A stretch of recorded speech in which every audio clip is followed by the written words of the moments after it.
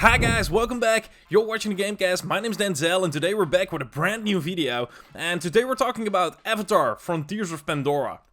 But before we continue with the video, I wanted to ask you guys if you'd please take your time to hit the subscribe button. It would be extremely helpful. Ewa! That is a guiding force that encompasses and protects all life on the moon Pandora. But also what I shouted when my Navi first entered the game world of Frontiers of Pandora. With its impressive graphics and wildly imaginative environments, for the first few hours I could do little more than forget that a sprint button even exists. There is simply too much for my eyes to absorb. Widespread forests, beautiful open worlds, calming waterfalls, and of course plenty of unique and fascinating life forms. But then we get to the very boring part, so much for my enthusiasm. Let us no longer ignore the elephant in the room, because if you look past the fantastic decoration and the beautiful world design, you actually just see Far Cry Primal, but with a fake mustache. In terms of gameplay, Frontiers of Pandora does not do anything unique, especially when it comes to filling the open world game. For almost every side mission you have to find something using your Navi sense and play the world's most boring detective using, well, the Navi sense, shed a tear or listen to some of the most uninteresting monologues for minutes told by a Navi without even any facial expressions.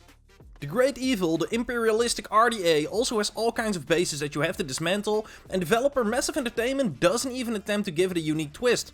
While 75% of the gameplay is about that, shooting with a handful of different weapons against a handful of different enemies, in between you have to complete a mini hacking game dozens of times in the form of a terribly simple puzzle, which even a 4-year-old can solve. Thanks to the combination with excellent parkour gameplay, the combat seems actually quite fun in the first couple of hours, but the longer you play, the more idiocy you start to notice. Do you, like the big blue warrior that you are, want to jump into the middle of a group of puny little people? Bad luck. I think even an RDA janitor can treat you to a headshot from 250 meters away when he first gets a weapon in his hands. Those guys can aim better than the average Navy SEAL, I'll bet you.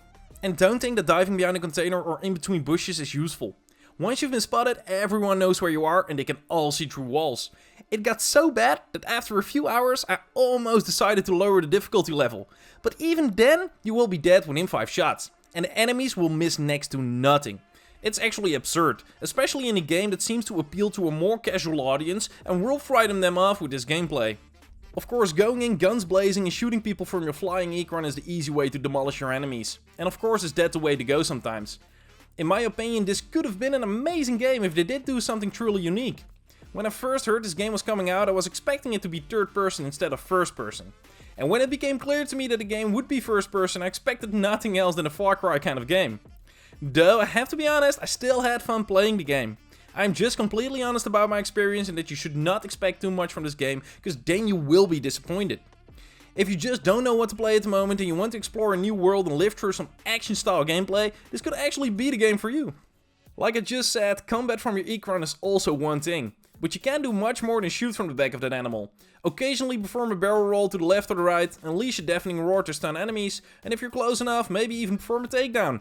Those are the options, but again and again, against the same foot soldiers, mech techs and fighter planes, who do not know what tactics are. Add to the fact that those same enemies, who apparently all have 30 years of experience as snipers in the army, spontaneously become stormtroopers when you get on the back of an Ecran.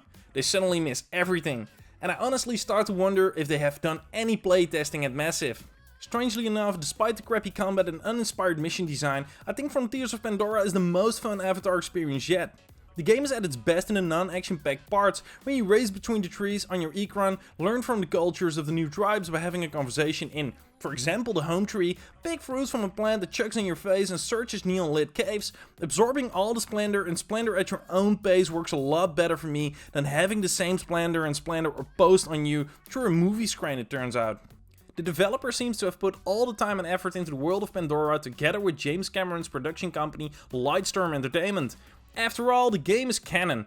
Every detail is correct, from the clothing and face paint that the Navi wear to the tons of lore that comes your way through text and audio logs.